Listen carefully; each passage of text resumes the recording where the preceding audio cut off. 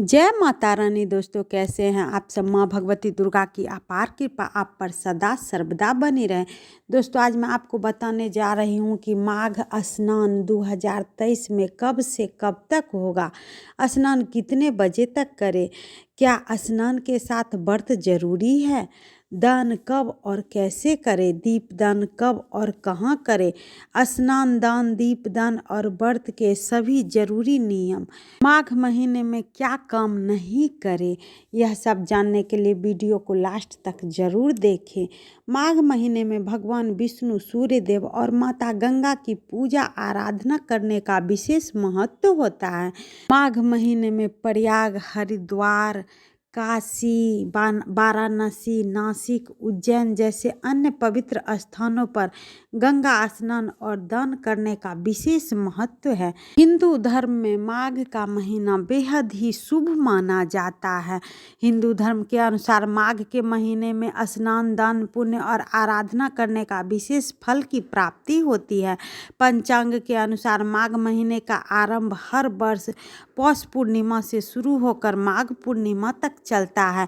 इस वर्ष 2023 में माघ महीने की शुरुआत 7 जनवरी से शुरू हो रही है। माघ में सूर्य देव की पूजा आराधना करने से जीवन में पद प्रतिष्ठा की प्राप्ति होती है।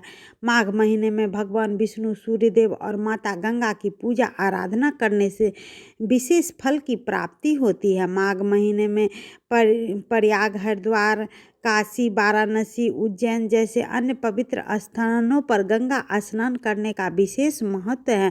अगर आप ऐसा नहीं कर पाते हैं तो माघ के महीने में आप जल के एक बाल्टी में थोड़ा सा गंगा जल डालकर स्नान कर सकते हैं, या फिर थोड़ा सा तिल डालकर स्नान कर सकते हैं, या फिर थोड़ा सा तुलसी का पत्ता या तुलसी के पत्ते का रस डालकर स्नान करने से आपको प्रयाग, हरिद्वार, नासिक, उज्जैन जैसे पवित्र नदियों, पवित्र स्थानों पर में स्नान करने का फल प्राप्त होगा।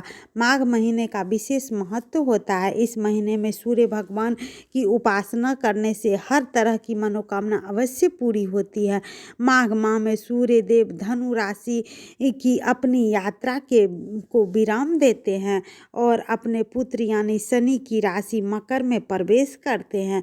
माघ महीने में गंगा समेत कई अन्य पवित्र नदियों में स्नान, पूजन और भगवान विष्णु की पूजा करने का विशेष महत्व है। महीने में यह कार्य अवश्य करें। आप किसी भी पवित्र नदी में स्नान करें।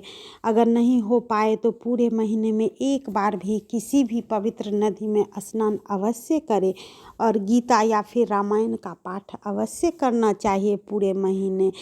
माघ में गंगा स्नान में और भगवान श्री कृष्ण की आराधना करना बेहद ही शुभ फल की प्राप्ति होती है। माघ के महीने में सूर्य देव को जल अर्पित करना चाहिए और तिल का दान करना चाहिए। इस माह में सूर्य देव को जल में तिल डालकर प्रतिदिन स्नान कराना चाहिए। इसके अलावा माघ के महीने में प्रतिदिन तुलसी के पौधे की पूजा करनी चाहिए। इस माह में तिल और गुड़ और कमल का दान का विशेष महत्व माना जाता है। आप गुड़ और तिल का हर रोज दान कर सकते हैं। जैसे स्नान के बाद आप एक मुट्ठी तिल और थोड़ा सा गुड़ हर रोज निकाल सकते हैं और पूर्णिमा के दिन उसे किसी पंडित या फिर ब्राह्मण को दान कर सकते हैं। माघ महीने में भूल कर भी आप मूली का सेवन नहीं करिए। मूली के सेवन मांस मदिरा के बराबर होता है, इसीलिए माघ के महीने में मूली का सेवन वर्जित है।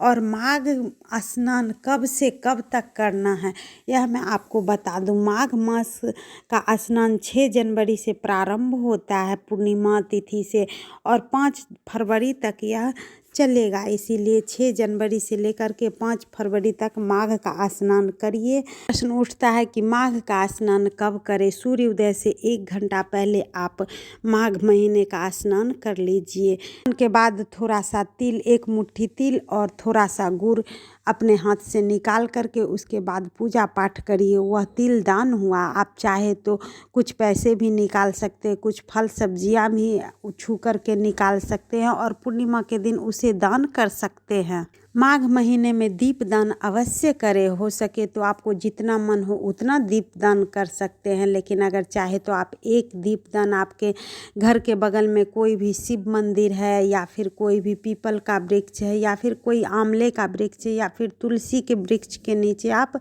एक दीपदान जरूर करें। माघ महीने में जैसे कार्तिक स्नान किया जाता है उसी तरह माघ का स्नान होता है, तो आपको घबराने की ज़रूरत नहीं है। माघ महीने में उसी तरह करिए जिस तरह कार्तिक में हम तुलसी पूजन करते हैं, उसी तरह इसमें भी माघ महीने में भी तुलसी पूजा किया जाता है, सूर्य भगवान को अर्घ दिया जाता है। माघ महीने में आपको तामसी चीज़ों का सेवन नहीं करना है, जैसे मांस मदिरा शराब आदि नहीं सेवन करना है, झूठ नहीं बोलना है, किसी की चुगली नहीं करनी है। हो सके भगवान भजन में लगे रहिए और भगवान से प्रार्थना करते रहिए। अगर आप स्नान नहीं भी कर सकते हैं, दान नहीं भी कर सकते हैं, तो भगवान की पूजा में ही लगे रहिए। हर हर महादेव।